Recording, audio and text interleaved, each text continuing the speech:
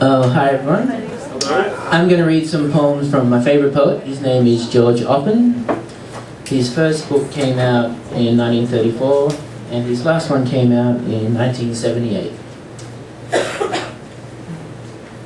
Okay, so this one's called 5 Poems About Poetry. 5 Poems About Poetry. 1. The Gesture. The question is, how does one hold an apple who likes apples? And how does one handle filth? The question is, how does one hold something in the mind which he intends to grasp? And how does the salesman hold a bauble he intends to sell? The question is, when will there not be 100 poets who mistake that gesture for a style? 2. The Little Hole.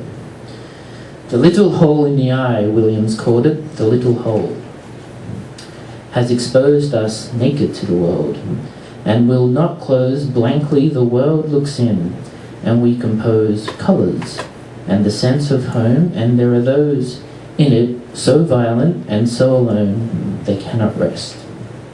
3. That land. Sing like a bird at the open sky, but no bird is a man. Like the grip of the Roman hand on his shoulder are the certainties of place and of time. Held him, I think, with the pain and the casual horror of the iron, and may have left no hope of doubt, whereas we have one doubt from the iron itself, and hope in death, so that if man lived forever he would outlive hope. I imagine open sky over Gethsemane, surely it was this sky. 4. Parousia. Impossible to doubt the world, it can be seen, and because it is irrevocable, it cannot be understood. And I believe that fact is lethal. And man may find his catastrophe, his millennium of obsessions, air moving, a stone on a stone, something balanced momentarily in time. Might the lion lie down in the forest, less fierce and solitary than the world, the walls of whose future may stand forever. 5. From Virgil. I, say the buzzard, I, mind, has evolved too long. If life is a search for advantage, at whose behest does the mind think? Art also is not good for us, unless, like the fool, persists in his folly. It may rescue us, as the only true might rescue us, gathered in the smallest corner of man's triumph.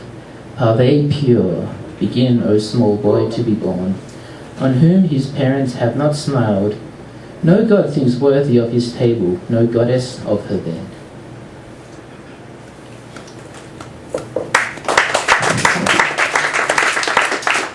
The next is a favourite of mine. It's called Power, the Enchanted World.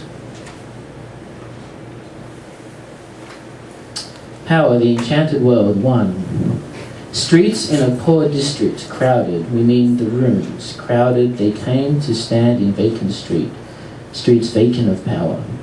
Therefore, the irrational roots we are concerned with the given. 2. That come before the swallow's days.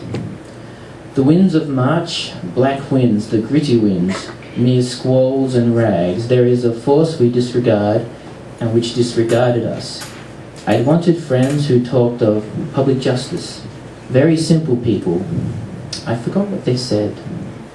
3. Now we do most of the killing, having found a logic which is control of the world, we and Russia. What does it mean to object, since it will happen? It is possible, therefore, it will happen, and the dead this time dead. 4. Power which hides what it can. But within sight of the river, on a wall near the corner marked by the Maryland shop and a branch bank, I saw scrawled in chalk the words, "Put your hand on your heart," and elsewhere, in another hand, "Little baby ass." And it is those who find themselves in love with the world who suffer an anguish of mortality. 5. Power ruptures at 1,000 holes, leaking the ancient air in. The paraphernalia of a culture on the gantries and the grease of the engine itself at the extremes of reality, which was not what we wanted. The heart uselessly opens through 3 words, which is too little.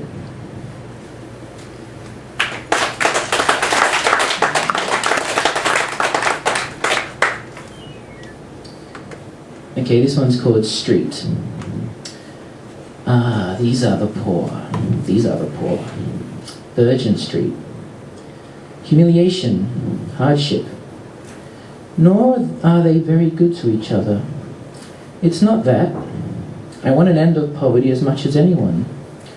For the sake of intelligence, the conquest of existence, it has been said and is true that this is real pain. Moreover, it is terrible to see the children, the righteous little girls, so good. They expect to be so good.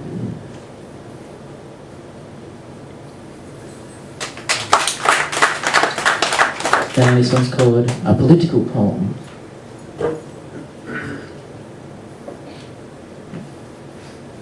A political poem. For sometimes over the fields a stride of love begins with nothing or everything. The nerve, the thread reverberates. In the unfinished voyage, loneliness of becalmed ships and the violent men and women of the cities, doorsteps unexpected, this sad and hungry wolf walks in my footprints. Fear, fear, birds, stones, and the sunlit earth turning. That great loneliness, all or nothing confronts us. The image, the day, dawns on the doorsteps. Its sharpness dazes and nearly blinds us. And last one, it's called A Language of New York. This one's for Megan.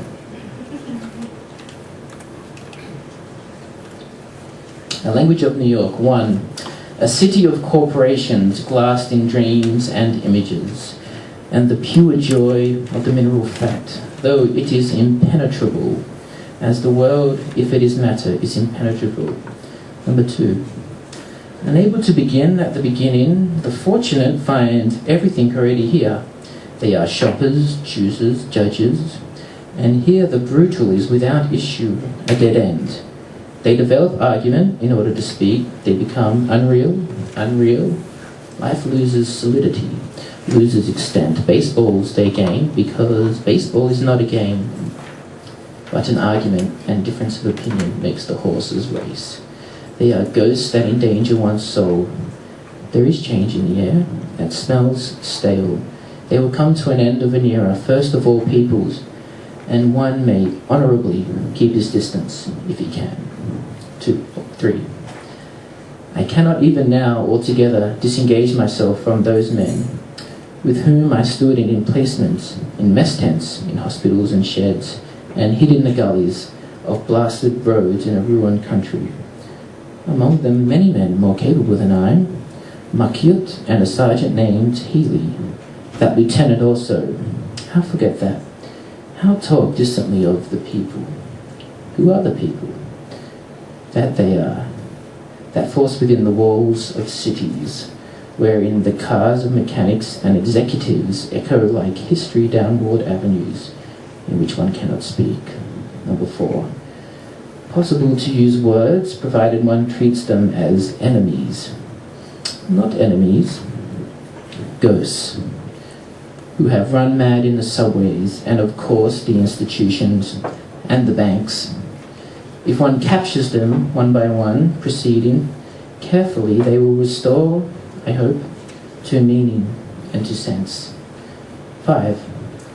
Which act is violence? And no one makes do with a future of rapid travel with diminishing noise, less jolting and a few drafts. They await war, and the news is war, as always that the juices may flow in them, and the juices lie. Great things have happened on the earth, and given it history, armies, and the ragged hordes moving, and the passions of that death. But who escapes death? Whether or not there is war, whether he has or has not opinions, and not only warriors, not only heroes, and not only victims, and they may have come to the end of all that, and if they have, They may have come to the end of it. 6. There can be a brick in a brick wall the eye picks, so quiet on a Sunday. Here is the brick, it was waiting, here when you were born, Marianne. Number 7. Strange that the youngest people I know, like Marianne, live in the most ancient buildings, scattered about the city, in the dark rooms of the past, and the immigrants, the black rectangle buildings of the immigrants. They are the children of the middle class, the pure products of America. Investing, the ancient buildings jostle each other. In the half-forgotten, that ponderous business, this Chinese wall. And he finishes with a quote from Walt Whitman, from Whitman's letters. Whitman, April 19, 1864. The capital grows upon one in time, especially as they have got that great figure on top of it now, and you can see it very well.